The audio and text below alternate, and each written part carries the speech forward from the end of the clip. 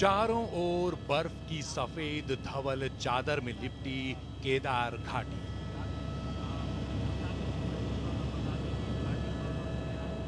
बर्फ की ये मोटी तह जून 2013 की कई स्याह यादें अपने सीने में समेटे हुए है।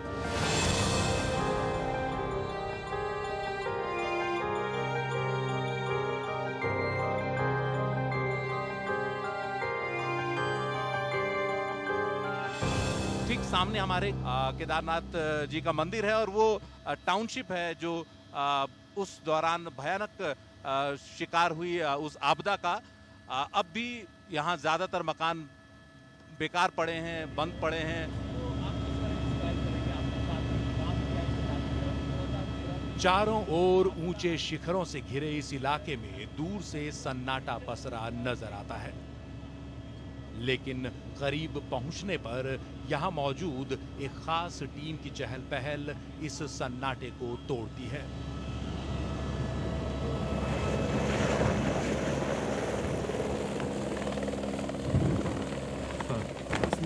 ये MI-26 के लिए फिर आपने इसका मतलब है काफी कैसे हैं?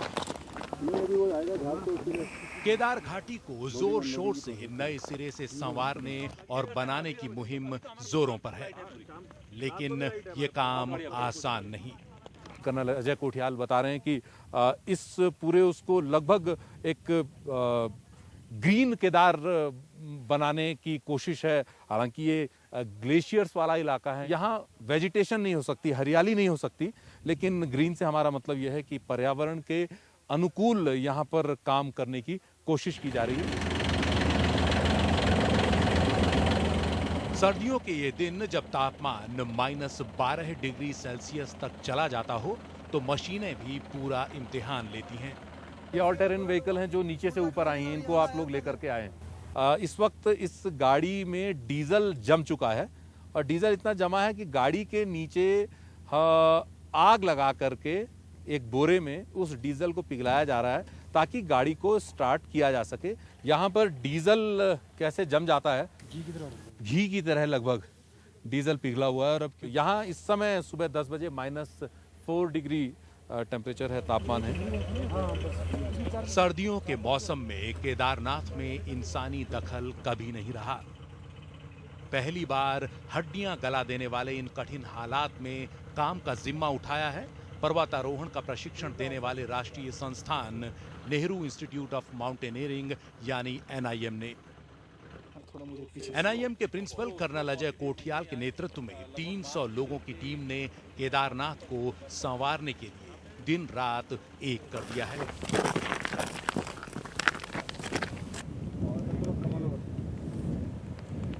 तो हम इस समय गुजर रहे हैं, ये पुराना केदारनाथ था। गढ़वाल मंडल का सेटअप है, ये गढ़वाल मंडल विकास निगम का।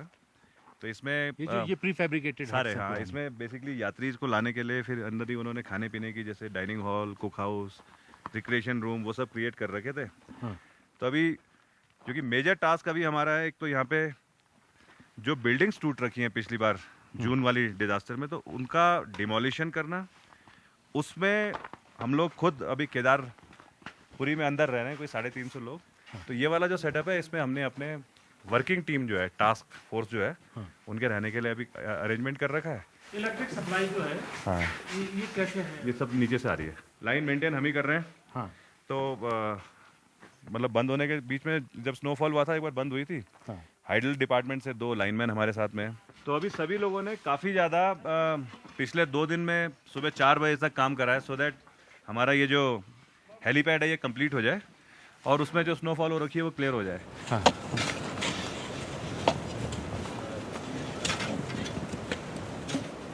लिक्विड इनटेक भी एक कॉफ़ी भी आ गई। लिक्विड इनटेक की मैं बात कर रहा था। तरीके ढूंढने कैसे मैक्सिमम लिक्विड इनटेक हो सके। अभी जैसे हम खड़े हैं ना यहाँ पे, हमारी बॉडी से जो डायरेक्ट सनरेज आ रही है, तो पसीना तो नहीं आएगा। हाँ। लेकिन बॉडी ना डिहाइड्रेट हो रही है। हाँ। अब वो लिक्विड अलग अलग तरीके से, कभी आपने कॉफ़ी पी ली, कभी आपने जूस पी लिया, कुछ नहीं तो पानी पी लिया, थोड़ा थोड़ा करके, ना आपको हेडेक होगा, ना आपको कोई प्रॉब्लम होगी, और आप पूरी एफिशिएंसी से एक ऑल्टीट्यूड्स में आराम से काम कर सकते हैं। योगेंद्र, जो पार्टी वहाँ पे ये अपना लोड मैनिफेस्ट वगैरह लेके खड़ी हुई थी, उनको बोलो आज के लिए स्टैंड डाउन है, कल से शुरू होगी सुबह 7 बजे। Okay then, out to you.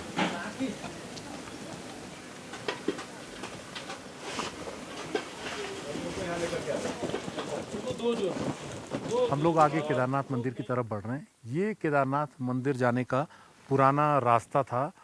इस तरफ अगर आप देखेंगे, लोग यहाँ से केदारनाथ मंदिर के लिए आते थे और यहीं मेरे ख्याल से श्रद्धालुओं की लाइन लगती थी। हमारे साथ विनय तिवारी हैं, जो इस पूरे जो काम चल रहा है यहाँ पर उसमें अपनी भूमिका निभा रहे हैं और उनकी दुकान यहीं से 50 मीटर दूर थी। विनय, आप बता सकते कहाँ से कहाँ पर ये आसपास की धर्मशालाओं में लोग रुकते थे? हाँ सर, ये पूरी जो धर्मशालाएं जो आप देख रहे होंगे मंदिर के, पहले तो दोनों साइड यहाँ दुकानें उखड़ी थी, पूरी इस साइड और दोनों राइट और लेफ्ट दोनों साइड में, नीचे से पूरी।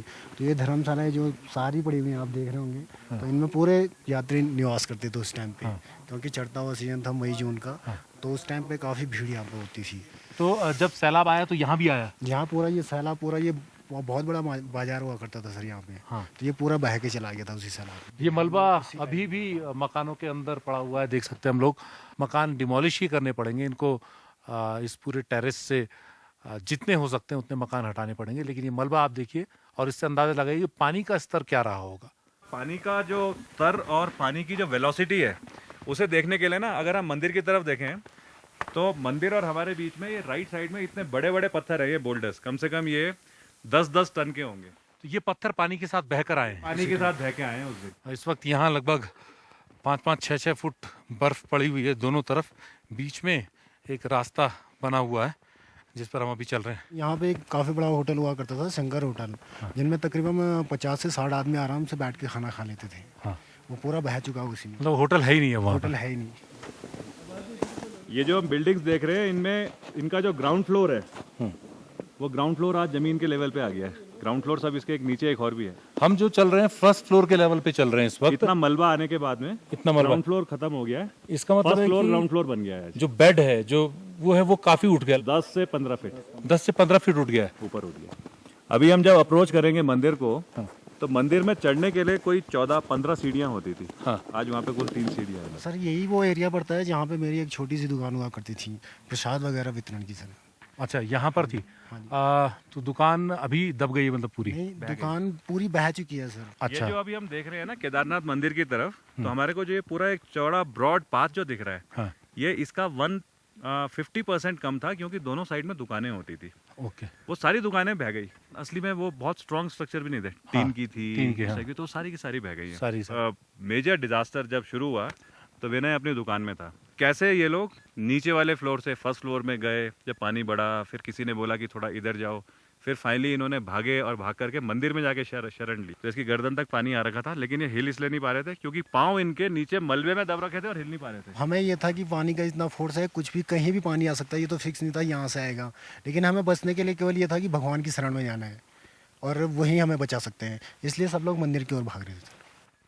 मतलब एक तरह का न्यूक्लियस है मंदिर इस पूरे रीजन में, तो हर आदमी उसी तरफ जा रहा था, ये भी मानते हुए कि शायद मंदिर ऊंचाई पर भी है बाकी उसके मुकाबले, तो इसलिए शायद वहाँ जा कर के बचे लोग, और कई लोग बचे भी मंदिर के अंदर जा कर के जी, क्योंकि एक प्लेटफॉर्म था मंदिर का ऊंचा, और दूसरा मंदिर में मेरे को लगता है कि चीज़ें मजबूत थी पकड़ने के लिए और भारी पत्थरों से बना हुआ मंदिर था। ये शायद एक कि जब मंदिर की स्थापत्य कला जो बनी है, जब भी ये मंदिर बना हुआ 8 या 9 सेंचुरी एडी में, जिन्होंने भी इसका सिलेक्शंस किया है, आई थिंक उस टाइम के बेहतरीन जोग्राफर थे, बेहतरीन जियोलॉजिस्ट थे।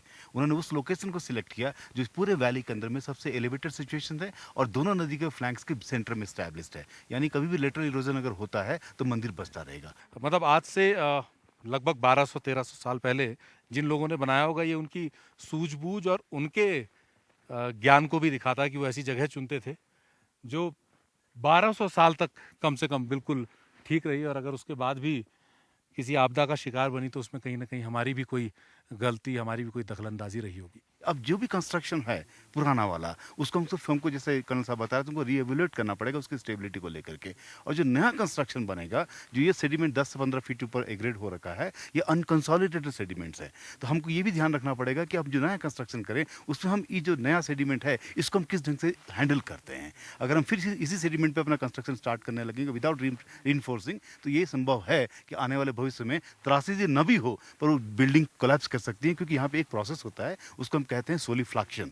यानी यहाँ पे विंटर में स्नो फ्रीज करती है और समर में मेल्ट करती है, उससे सॉइल क्रीप करती है। तो अगर आपकी फाउंडेशन स्ट्रांग नहीं बनती है नए मलबे में, तो आपकी बिल्डिंगें फिर से कोलैप्स होंगी। तो ये त्रासदी हमको एक तरह से पूरी तरह से नए ढंग से सोचने के लिए मजबूर कर रही है कि हमको इस केदारनाथ को फिर से कैसे रिजुविनेट करना है। और इस वक्त मंदिर के ठीक पीछे काम चल रहा है। ये स्ट्रक्चर मंदिर के काफ़ी करीब है, इनको गिराने का काम चल रहा है। नए सिरे से बनेंगे यहाँ पर जो नए स्ट्रक्चर बनेंगे, नई टेक्नोलॉजी से और नए सुझावों के साथ। बड़ा दिलचस्प पहलू मंदिर के ठीक पीछे दिखा है, एक बड़ा पत्थर जिसको कि श्रद्धालुओं ने दिव्यशिला का नाम भी दिया, पूजा भी उसकी शुरू हो गई। लेकिन मैं उसके वैज्ञानिक पहलू पर यहाँ बात करना चाहता हूँ। देखिए आपकी यहाँ पर धीरे धीरे स्लो ब्रेक हो रहा है। इतना बड़ा पत्थर इससे नीचे कहीं नहीं मिलता हमको। तो ये बात सच है कि वेग कम होने के, ग्रेडियंट में ब्रेक आने के कारण बड़े पत्थरों का यहीं तक उसकी ऊर्जा उतनी तक थी, उतनी तक जाना था कि साइट सिलेक्शन, इस मंदिर के लिए जो साइट सिलेक्शन हुई उसमें जो दूरदृष्टि अपनाई गई है वो विलक्षण है। वो विलक्षण है और वैसी दूरदृष्टि अब दोबारा रीडेवलपमेंट में, दोबारा नए सिरे से बनाने में इसको दिखाने की ज़रूरत है।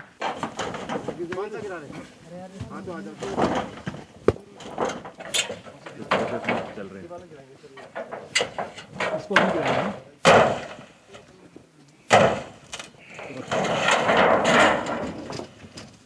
और मेरे साथ इस वक्त रवि चौहान है। रवि, फर्स्ट हम सरकारी गवर्नमेंट बेस्ड बिल्डिंग जितनी भी हैं इनको डिमोलिश करें।